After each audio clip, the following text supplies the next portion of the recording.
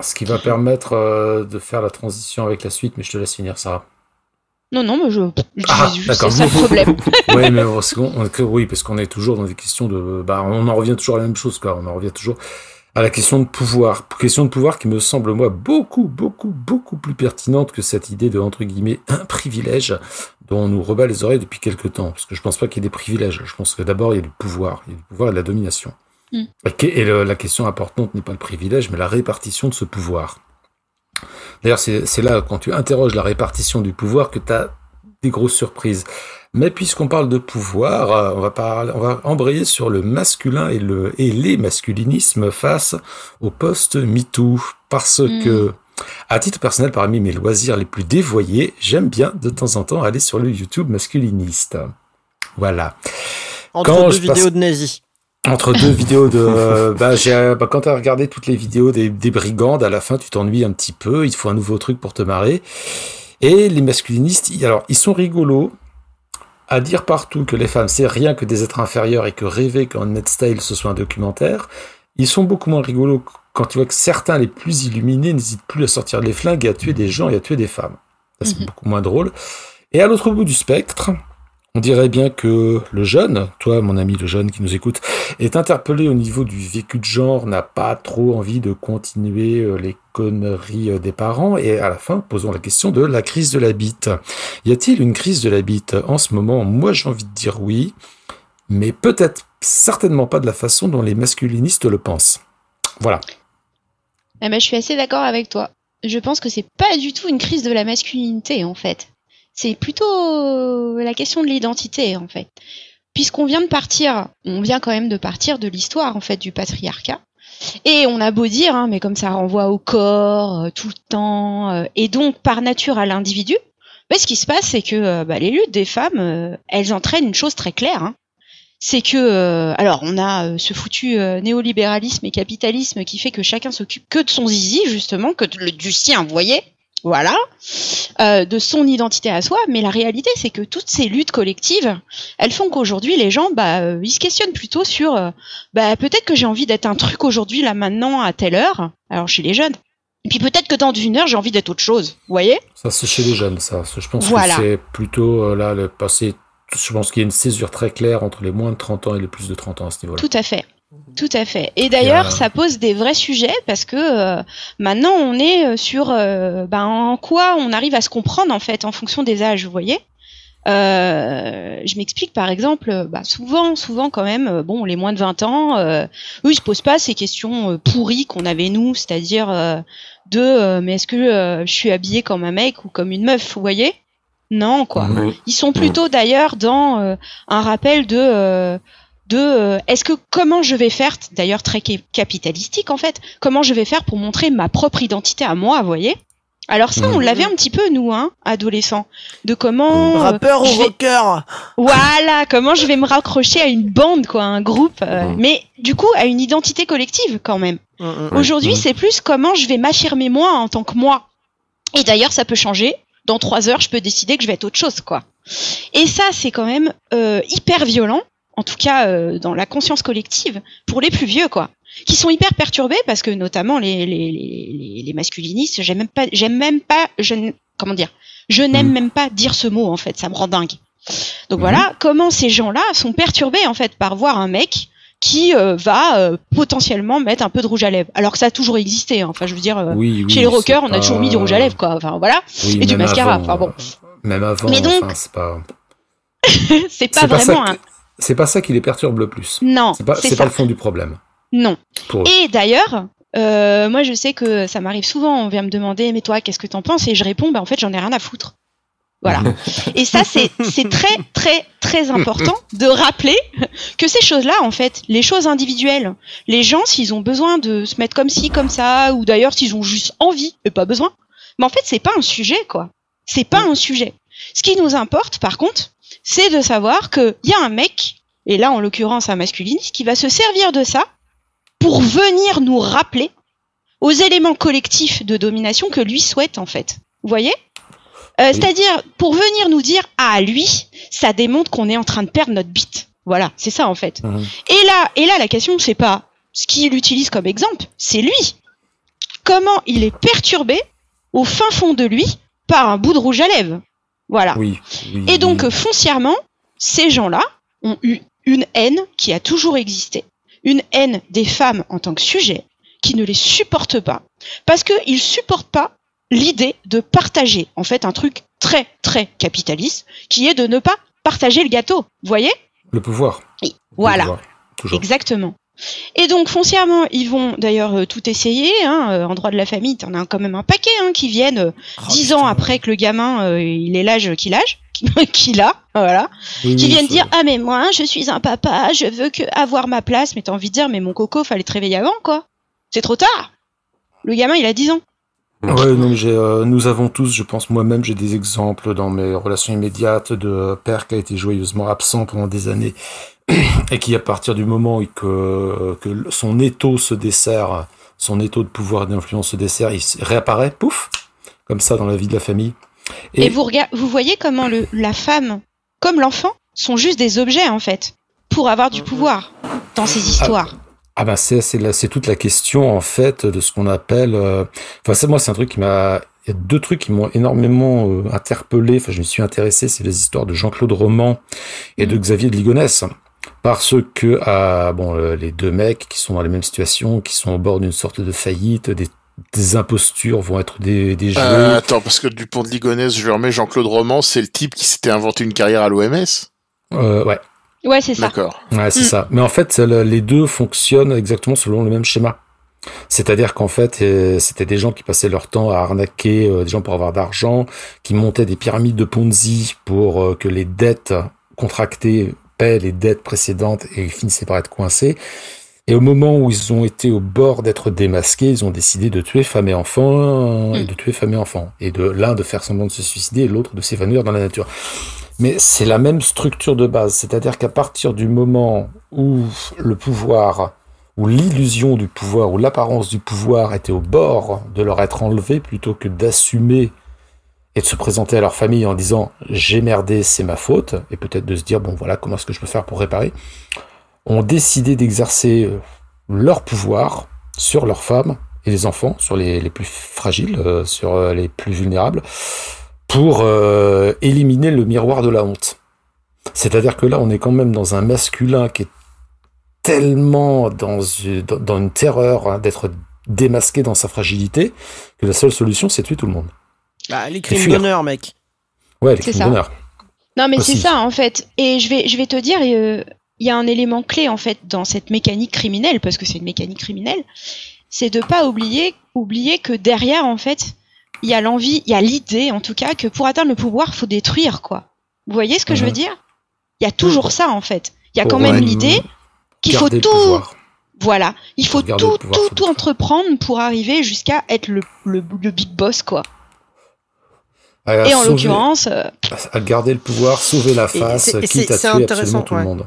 C'est intéressant ce que tu dis, Sarah, parce que je le mets en lien avec ce que tu disais tout à l'heure sur le collectif, où là, cette vision-là du pouvoir, où du coup, le pouvoir existe que dans la domination brute sur autrui, c'est aussi une vision qui est vachement individuelle, parce que dans une vision collective, tu construis du pouvoir avec les autres sur un élément extérieur au groupe. Exactement. Mais aussi sur toi-même, parce que récupérer le pouvoir de toi-même d'ailleurs. Le pouvoir de s'auto-déterminer, c'est le premier pouvoir vers l'émancipation, tu vois. Enfin, en tout cas, tout à fait. Comme ça, je le formule dans ma tête. Et du coup, c'est deux visions du pouvoir qui n'ont pas la même mécanique. Oui, il y en a une qui est émancipatrice et il y en a une qui est destructrice, en fait. Très clairement, de l'individu, j'entends, donc du collectif, de l'universel, quoi. De ce qui fait qu'on représente un peu tout le monde quand on fait un truc, en fait. Là, ces gens-là, ils veulent pas représenter tout le monde. Vous voyez ? Ils sont pas dans l'idée, en fait, que leur corps, leur sujet, ce qu'ils sont, est un bout de tout, un bout du tout. Ils sont juste dans l'idée d'être le boss, quoi. Voilà. Le boss, celui qui décide à la place des autres, qui d'ailleurs décide de vie et de mort, d'ailleurs, littéralement, là. Oui. Mais on est vraiment dans quelque chose qui... c'est vraiment le nœud de la difficulté. C'est que c'est pour ça que la question du masculinisme, Et une question totalement universelle aussi, c'est-à-dire que oui, il y a des femmes. Moi, des fois, on me pose la question, on me dit, mais les femmes, elles aussi, pour aller là-haut, boss, tout le monde n'est pas de gauche et tout le monde n'est pas féministe en fait. C'est pas parce que t'as une quéquette ou je sais pas quoi. Moi, j'appelle ça une quéquette pour une meuf, donc pardon, voilà. C'est pour ça que j'ai rajouté je sais pas quoi. Que tu peux littéralement ne pas être dans une mécanique justement de domination. Et avec une envie de répondre aux codes qui sont ceux qui te permettront d'arriver au pouvoir, en fait, tout en haut. Et l'élément clé, c'est peut-être se dire que, moi, en tout cas, en tant que féministe, je pars du principe que j'ai pas du tout envie d'avoir le pouvoir, en fait. J'ai envie que les autres aient le pouvoir. Vous voyez ce que je veux dire ? Enfin, c'est un peu... Voilà. C'est un peu différent. C'est tellement de gauche. Voilà. Et d'ailleurs, je pense que c'est peut-être le problème qui notamment fait le nœud de nos rapports aux élections, à tout ça, parce que si on galère tous à voter, c'est pas un hasard, quoi. C'est qu'on est là en train de se dire, merde, qui est le mieux pour nous représenter voilà, comme des boulets. Mais ça, si je puis me permettre, c'est... quand t'as pas une vision cynique des élections, quoi. C'est ça, exactement. Voilà, parce qu'à un moment donné, le cas des élections qui serait, est-ce que les élections c'est bien, est-ce qu'il faut voter, ce serait une discussion très longue que nous pourrions avoir. Mais là, à un moment donné, malheureusement ou heureusement, on est toujours dans un -10 et on choisit moitié comme on peut, moitié ce qui nous convient, moitié ce qui ne nous convient pas. Mais sur le masculinisme, en fait, juste avant l'émission, je me suis rappelé qu'il y a quelques années de ça, et donc j'ai fait ma petite recherche internet, j'avais lu un livre tout à fait intéressant que je recommande à nos chères auditrices et auditeurs, qui s'appelle L'identité masculine en crise, au tournant du siècle, de Anne-Lise Maug, c'est chez Payot, et qui parle d'une résurgence masculiniste. On appelait ça pas ça masculiniste à l'époque, de 1871 à 1914, c'est-à-dire quand la France avait perdu face à l'Allemagne en 1871, avant la Première Guerre mondiale. Et les Prussiens nous ont coupé la bite. Voilà, et les Prussiens nous ont tellement coupé la bite qu'il va falloir se faire repousser la bite de façon accélérée pour pouvoir les zigouiller dans les tranchées. Et elle montre, Anne-Lise Maug, dans son livre, qu'il y avait énormément d'une littérature qui est dans l'argumentaire exactement similaire, point par point, au discours masculiniste qu'on peut trouver sur YouTube maintenant, mais qu'en fait le problème de l'angoisse de castration, parce que merci tonton Sigmund, on est toujours là, l'angoisse de castration n'est pas un truc qui est apparu avec MeToo, les problèmes féministes. Non, c'est un truc qui date il y a très longtemps et qui à ce moment-là, entre deux guerres, tout simplement, c'est quelque chose s'est cristallisé à ce moment-là, de la volonté de reconstruire une identité masculine, virile, très très forte jusqu'à la caricature, ce qui ne peut se faire qu'en retirant du pouvoir au camp d'en face, c'est-à-dire les femmes. Voilà. Je veux juste, avant que Sarah réponde, j'ai envie d'ajouter un truc sur ce truc-là, si elle me permet. C'est marrant parce que c'est aussi l'époque où on a inventé le darwinisme social. Et je me dis qu'il y a peut-être un lien. C'est le tournant, oui. Et puis, en miroir, après la Première Guerre mondiale, mais cette fois en Allemagne, lisez les trucs nazis en remplaçant élan vital par érection et vous verrez, le sens est le même. Ouais, effectivement. Je n'avais pas pensé à ça, mais effectivement, oui, il y a quelque chose. Il y aurait une traduction intéressante à faire à ce niveau-là. Ah là là, mais quel sujet. Alors, moi, pour le coup, j'ai une vue un peu différente. Je vais vous expliquer pourquoi. Oui. Parce que ça, pour le coup, je pense que c'est vraiment la vue des dominants, en fait. Vous voyez ? Genre, ah merde, on va se faire couper la bite, ah merde. Alors que la réalité, c'est que ils se sont entretués entre bites, quoi. Pendant que les meufs, elles étaient en train de s'occuper des mômes, en train d'aller aux usines, en train d'essayer de se démerder le plus possible pour faire, en fait, vivre les gens, vous voyez ? Donc, en fait, je crois que la question, elle est beaucoup plus profonde que ça. Au sens où, on n'est pas dupe, l'idée de castration, elle a été analysée en psychologie, donc on sait très bien d'où ça vient. En vrai, la vraie problématique, c'est que les mecs, c'est pas vous qui faites des mômes, quoi. Voilà. et que littéralement, l'envie de dire qu'on sert à quelque chose dit la bite est en premier, quoi. Vous voyez. Donc je pense que véritablement la question, elle est pas trop sur savoir si on a une bite ou pas une bite, c'est comment on garde le pouvoir ou on a le pouvoir ou on déclare qu'on a le pouvoir. Et en l'occurrence, les guerres sont très représentatifs, en tout cas dans l'histoire, parce que pendant que les mecs s'entretuent, alors pour de bonnes ou de mauvaises raisons, ça c'est pas, limite c'est pas le problème, les femmes, elles étaient à la guerre, et on n'en parle jamais. Elles étaient à la guerre dans tous les sens du terme, quoi. En train de faire tourner les usines pendant que les mecs sont à la guerre, sur les champs de bataille, parce que ça on oublie, hein. Moi ma grand-mère elle était résistante, donc voilà, elle était à la guerre, quoi. Elle était à la guerre avec les gamins sur le dos et une Kalachnikov dans ses mains, quoi. Et ça bizarrement, ça a totalement, comme d'habitude, il y a une invisibilisation totale des femmes comme sujet de tout en fait. Avec l'idée que les nazis n'auraient pas été des femmes, à part celles qui se font tondre la tête, vous voyez ce que je veux dire, voilà, ont donné leur corps. Mais la réalité, c'est qu'en fait, elles ont été dans le camp du bien, dans le camp du mal, elles ont été partout, et elles sont partout. Et effectivement, il y a des moments de l'histoire où, d'une certaine manière, les dominants s'en rendent compte qu'elles sont là. Et donc, il y a une résurgence de comment par l'intermédiaire de la culture, de la littérature, on va essayer de remettre dans les cases de représentation les femmes, quoi. Vous voyez, pour nous venir nous redire elles sont pas sujets, hein. Elles sont là, mais elles sont pas sujets, hein.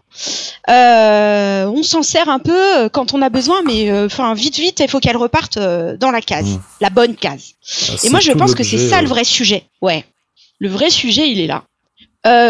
Et d'ailleurs, c'est pour ça que c'est un sujet hyper compliqué. Parce que comment on fait quand on se bat contre quelque chose, une bonne grosse masse de domination, qui nous rappelle sans cesse qu'elle ne veut pas changer, quoi. Vous voyez ? Le vrai sujet, c'est comment devenir sujet. Exactement. Et pas individuellement. Oui. Vous voyez ? Pas en tant que personne, hein. Voilà, parce que bien sûr qu'il y en a qui sortent du lot tout le temps. Tu fais bien de leur dire, parce que pour nous, ça vient tout seul en sous-entendu, mais c'est vrai qu'il faut le dire et le redire et le redire et le redire, t'as raison. Collectivement, quoi. Et le darwinisme, aidez-moi. Darwinisme social. Social. C'est dimanche, c'est pas facile. C'est clair, j'ai beaucoup de mal. Non, mais en gros, c'est vrai que c'est le début en fait, de cette recherche de biologie, de rendre tout biologique, quoi, de renvoyer les gens dans des castes. J'arrive même pas à trouver un mot. Dans la bonne case, dans la seule bonne case, c'est-à-dire t'es dans les 3 cases habituelles là où on colle la femme, c'est-à-dire maman, princesse, putain. Voilà. Et tu ne dois pas sortir de ça. Tu dois pas sortir de ça, jamais. Oui, et puis en même temps, s'il te plaît, tu fais plaisir, tu dois changer de rôle en fonction du besoin de monsieur ou de monsieur, madame, parce que maintenant, on sait plus trop. On est un peu perdu. Mais maman, princesse, putain, voilà. C'est la même case divisée en 3 sous-cases, mais c'est la même chose. Oui. Puis bon, pendant ce temps-là, bien évidemment, on ne parle pas de la réalité. C'est déjà que... excusez-moi, mais il faut être réaliste, toutes les femmes ne deviennent pas mères, et ça c'est la vie, en fait, voilà. Et d'ailleurs le hasard de la vie, parfois, et même souvent, la putain, c'est pas un rôle, hein, ça s'appelle de l'esclavage, en fait, voilà. Donc, non, ça s'appelle l'asservissement. Donc, le plus bas fond de la domination, en fait, c'est quand même de faire de quelqu'un juste un objet avec lequel on fait ce qu'on a envie, nous, quitte d'ailleurs à faire la chose la plus forte du pouvoir, c'est-à-dire détruire l'autre, quoi. Voilà. C'est quand même les éléments clés. Alors là, de ce point de vue-là, bon, forcément, nous sommes sur les terrains les plus... oulala, attention, surtout... surtout à gauche. Je vais faire juste... Alors, 2 parenthèses, si vous me l'autorisez, parce qu'à un moment donné, tu as parlé de l'invisibilisation du sujet et des femmes dans la guerre, ce qui renvoie forcément toujours une recommandation de lecture pour notre chères auditrices et éditeurs. La guerre n'a pas de visage, de Svetlana Alexievitch, sur l'engagement des femmes pendant la Seconde Guerre mondiale du côté russe. 1 million de femmes mobilisées. Eh oui. 1 million. C'est bon, le plus gros contingent de femmes. Et pas que des nanas pour faire l'infirmière et la popote. C'est des nanas en première ligne avec un fusil au contact, les femmes aviatrices, les femmes snipers, etc. Et puis à la fin, elle raconte qu'on les a mobilisées, on les a fait s'entretuer parce que les conditions étaient atroces. Les Allemands, dès qu'ils prenaient une ne faisaient pas de prisonnières parce qu'ils considéraient que c'était une humiliation de se battre contre des femmes. Ils les exécutaient sur place. Oui. Et t'as vu, Thierry, c'est toujours le cas, hein, en Irak. C'est exactement la même chose, en fait. En Irak, les femmes sont en guerre. Quand elles sont prises, hein, on les viole après les avoir torturées dans tous les sens, et puis on continue en les butant. Voilà, c'est tout. Oui, c'est l'exercice du pouvoir. Le titre déclaré, c'est « La guerre n'a pas un visage de femme ». C'est ça le titre du bouquin. C'est encore plus clair. C'est encore plus clair. Et bien sûr, quand elles sont revenues du front, elles ont vu tous leurs homologues masculins se faire décorer, médailler, reconnaissance. Alors que elles, on l'a dit, c'est gentil, merci, une poignée de main et tu rentres à la maison. Exactement. C'était littéralement comme ça. Donc c'est un ouvrage surtout, t'en parles pas. Et surtout, t'en parles pas. Ce qui fait que, il y a des passages absolument poignants où le livre a été écrit en 85, c'est-à-dire que il a fallu pour certaines femmes attendre que la journaliste se pointe chez elle et que pouvoir en parler 40 ans plus tard, 40 années plus tard. Je ne saurais trop recommander ce livre qui est incroyablement poignant et bouleversant, qu'à lire en priorité. Voilà. Moi, je pense que c'est un livre à lire en priorité absolue. Sur la question extrêmement, oulala, tendue, la question de rapport à la prostitution, etc., etc. Oui, mais là, tu es en train de nous expliquer que les prostituées n'ont pas de agentivité. Donc. Eh ben, voilà, hein, c'était mon mot. Non, je rigole. Non, mais c'est fini, merci. L'émission est terminée. Vous pouvez reprendre l'activité. Salut, c'est sympa. Non, mais en fait, l'élément clé, c'est toujours pareil. C'est-à-dire, est-ce qu'on parle de soi ou on parle de nous, en fait, nous, vous voyez, nous ensemble. C'est-à-dire que, c'est formidable de nous dire oui, mais vous comprenez, moi je connais une personne, ou j'ai croisé une personne, ou je suis une personne qui est contente de faire ça. Mais en fait, c'est pas le sujet. Le sujet n'est pas de savoir si une personne, on a l'impression qu'il faut rappeler Bourdieu toutes les 5 minutes, quoi, la notion d'inservissement volontaire. En plus, maintenant, on sait très bien, pour avoir analysé les psychotraumas, ce que fait quand même la destruction, des violences sexuelles sur quelqu'un, ou comment, on est hyper vulnérabilisé, je vais y arriver, par les violences sexuelles qu'on a subies et que par nature, notre cortex cérébral nous envoie aussi le message qu'il faudrait se remettre dans la situation, vous voyez, se rappeler, en fait, nous rappeler à une situation horrible tout le temps et qu'il faudrait peut-être la revivre pour se sentir mieux. Et ça, c'est quand même comment on sait aujourd'hui que notre cerveau nous amène à refaire des choses horribles, en fait, voilà. Oui. Donc, toutes ces choses-là qui relèvent clairement de la compréhension de l'individu, voilà, de comment on marche, quoi, ne vient pas, créer une sorte de contradiction avec l'idée qu'on ne veut pas de société où des gens se servent de d'autres personnes, font du mal à d'autres personnes, même avec leur accord, vous voyez ? C'est quand même le fondement de la société humaine que de se dire qu'on a créé, nom de Dieu, des méthodes, des tas de droits, tout ça, pour venir dire que même avec l'accord de quelqu'un, en fait, on lui fait pas de mal. Vous voyez ? Oui. Et souvent, quand même, bizarrement, pour ces sujets-là, on l'oublie, quoi. On l'évacue. Et on l'évacue au motif, quoi ?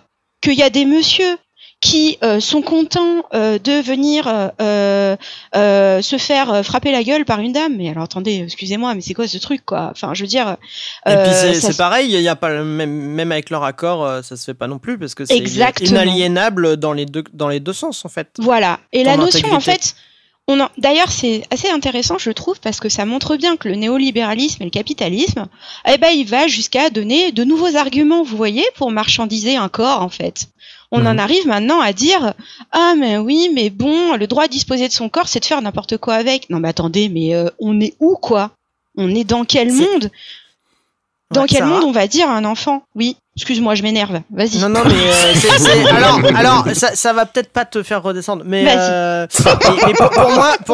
pour moi, il y a un enjeu sur ce truc-là qui est, je trouve mais justement, le produit de la marchandisation et de l'objectivation des corps par le néolibéralisme et le capitalisme en général, c'est que la conception basique, quand il n'y a pas trop réfléchi du rapport entre soi et ton corps, et que t'as pas d'autres référents culturels, je sais pas, religieux par exemple, ou philosophiques, c'est que, tu sais, c'est le fameux « mon corps m'appartient ». Et je trouve qu'il y a un truc mais atroce dans cette phrase, qui avait son utilité militante au moment où elle est apparue, mais en fait, c'est pas « mon corps m'appartient », c'est « je suis mon corps ». T'as tout à fait raison. Et en fait, si mon corps m'appartient, c'est un objet, je peux m'en séparer, je peux me l'aliéner, je peux le vendre, je peux le fracasser. Si je suis mon corps, c'est pas possible, c'est moi-même. Et je trouve que c'est là qu'il y a une... J'ai l'impression que c'est un peu dans cette différence de formulation-là que se nichent les arguments justement dont tu parles.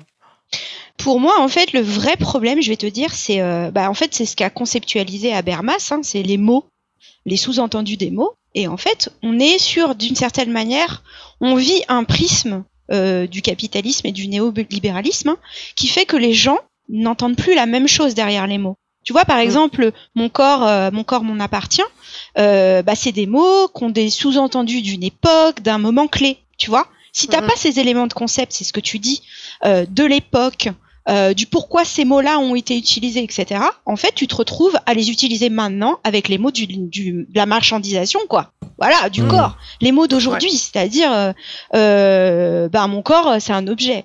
Et en fait, ce qui est rigolo, c'est qu'en plus, ça vient confirmer l'élément de dissociation de son corps. Je suis, mais mon corps est pas forcément moi. Vous voyez ? Que tout le néolibéralisme et le capitalisme veut justement nous imposer, quoi. C'est du genre, moi j'ai des collègues qui me disent ça souvent, qui me disent non mais t'inquiète pas, je vais arriver en tenue de travail. Et au début, je faisais pas attention à ces mots-là, tenue de travail. Et à un moment donné, je me suis mise à discuter avec elle en disant mais pourquoi tu me dis j'arrive en tenue de travail ? Parce que je suis en tailleur en fait, vous voyez ? Donc en fait, et donc je lui dis mais attends mais en fait t'es en train de me dire que tu mets un truc que t'as pas envie de mettre ? Oui, c'est ça. Je le fais juste parce que je viens au boulot en fait, pour répondre donc au code clairement hyper sexiste du travail, dans lequel on doit répondre à des codes hyper stéréotypés. Et au final, son corps n'est plus le sien au travail. Vous voyez ? Donc on est vraiment dans une histoire, où, en tout cas un moment où les mots ils sont hyper importants. Et effectivement, tu as raison, faut prendre le temps de bien expliquer ce qu'on dit derrière les mots, quoi. C'est comme toute la difficulté qu'il y a pour les gens à comprendre ce que c'est que l'abolitionnisme, quoi. Parce qu'en fait, dans leur tête, abolition égale interdiction. Le concept n'est pas compris. Parce que l'histoire du concept n'a pas été transmis, en fait. Le mot a été transmis, mais pas le concept. Et parce que des éléments avec des relais médiatiques font tout pour qu'ils soient mal compris aussi. Exactement. Oui. Exactement. Sur la question, ça, là, on est dans la lutte politique pour le coup. Tout à fait. Sur la question de mon corps m'appartient, ça c'est un argument aussi qu'on retrouve chez les antivax. C'est les antivax et tout le mouvement anti-masque qui va avec, sur je fais ce que je veux, mon corps m'appartient, vous ne pouvez pas m'obliger à faire comme ça. Et c'est la question de l'oubli de quelque chose. Alors, qui est très difficile à expliquer, mais qui me semble fondamental, c'est quand on dit mon corps m'appartient, il y a aussi une question oui mais non. C'est-à-dire qu'à partir du moment où tu vis en ta société, bon alors là on est dans le cadre d'une pandémie, un truc comme ça, ton corps t'appartient, oui, certes, tu en as, ça t'a l'usage social, psychologique et politique en tant que tel, mais si on se place au niveau du plan politique, ton corps t'appartient, mais il appartient quelque part aussi aux autres. C'est-à-dire que tu ne peux pas te permettre de faire n'importe quoi si ça met en danger les autres.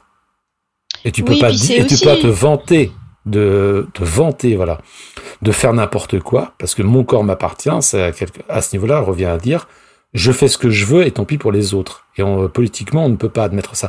Et ça, dans un moment individualiste, ultra-individualiste, jouisseur comme le nôtre, jouisseur pervers comme le nôtre, politiquement, c'est très difficile à expliquer. Mais moi, je dirais plus que c'est nous sommes liés les uns aux autres, en fait. C'est-à-dire que, oui, ton corps t'appartient, voilà. Mais que tu le veuilles ou pas, t'es lié aux autres, en fait. Ce que tu fais a un impact sur les autres.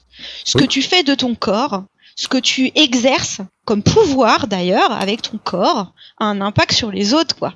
Et même quand tu te fais des choses à toi, pardon. Donc en fait, c'est ça qui est, et c'est l'élément le plus important, limite.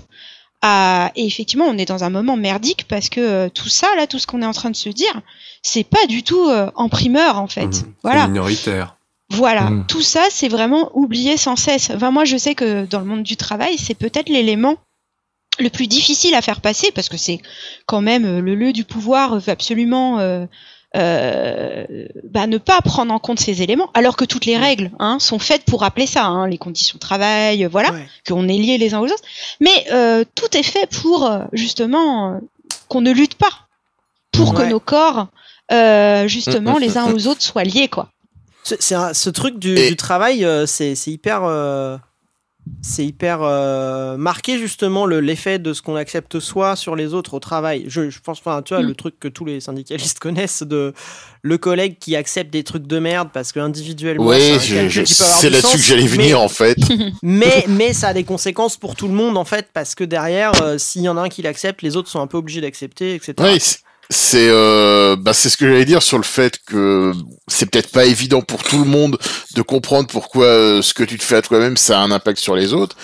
C'est que sur ce que tu fais, quoi que tu fasses même, t'auras toujours un connard pour dire regarde si lui ou elle il peut le faire, toi aussi. Exactement. Exactement. Et ça pour le coup c'est quelque chose de, je pense, on l'a tous vécu, quoi. Ce moment justement où on est renvoyé à ça.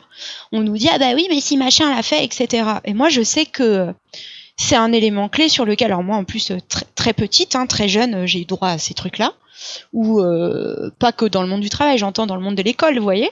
Oui mais si machin le fait et tout, et puis à un moment donné, il y a aussi, en fait moi je suis pas lui. Et ça bizarrement ça renvoie à ce que tu disais Gwen, c'est-à-dire aussi moi mon corps appartient. C'est aussi un outil politique de lien avec les autres. C'est-à-dire de dire, c'est pas parce que l'autre, en fait, s'est retrouvé contraint par les lois des éléments, vous voyez ce que je veux dire, pas forcément très clairement, à faire un truc que nous, on doit l'accepter, en fait. C'est quoi ce truc? C'est quoi cette vie qui nous demande, les uns aux autres, d'avoir comme représentation le pire du pire de ce que peut faire un humain? Oui, parce qu'en plus, dans ce truc du pourquoi pas toi, à chaque fois, c'est pourquoi toi, tu cèdes pas autant que l'autre. C'est ça. On peut aussi bien inverser la question. Moi, je refuse, pourquoi machin refuse pas? Exactement. Ce qui va nous permettre. Et ça, c'est vraiment la domination pure, en fait. C'est vraiment l'élément de domination pure qui est quand même de déclarer, lui, il a été dominé, pourquoi toi, tu veux pas? Non, mais attends, mais c'est quoi ce bordel? Parce qu'en fait, j'ai pas envie d'être dominé, Coco. C'est tout. Voilà. Mais c'est marrant parce que ça rejoint sur un autre plan. Là, on prenait l'exemple du travail, mais en fait, c'est un peu toute la question du porno aussi, ça. Oui, tout à fait. Tout à fait. Tu vois, sur le porno, Gwen, souvent, la question qu'on me dit, qu'on me pose, c'est assez marrant parce que c'est très, je trouve, représentatif, c'est « Mais je fais pas de mal, je regarde l'écran. » Et alors là, en fait, il y a un élément. Mais Coco, t'oublies complètement que t'es dans un univers où il y a tout le monde, en fait. T'es pas tout seul devant ton écran. Et en plus, ça renvoie quand même, on est toujours sur le double prisme, comment on est lié aux autres et comment ça renvoie aussi à des éléments à soi. Ça veut dire que t'arrives pas, en fermant les yeux, à te faire ton propre porno, en fait. Vous voyez? Non seulement il y a le lien avec les autres, comment tu nourris quand même un rapport de domination pour les autres, par les autres, et hypothétiquement quand même pour que toi tu donnes ton fric, voilà, par l'intermédiaire de la pub, ce que tu veux, mais en tout cas t'es l'élément qui va aider une personne à se faire dominer, littéralement. Et en même temps, comment toi ça veut dire que la société a réussi à faire que quand tu fermes les yeux, t'arrives pas à te faire ton propre porno, quoi. C'est de l'aliénation pure. Et oui. Donc après qu'on est contre la drogue, on est contre le porno, donc je pense qu'on a déjà perdu la moitié des gens qui nous écoutent. Non, on n'est pas contre le porno, on est contre le porno sur l'écran. Quand tu fermes les yeux, t'as le droit, tu fais tout ce que tu veux.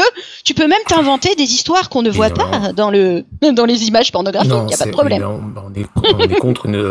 On est contre la production de masse de l'exploitation capitaliste des corps de femmes et d'hommes. Voilà. C'est bien dit. Pour résumer.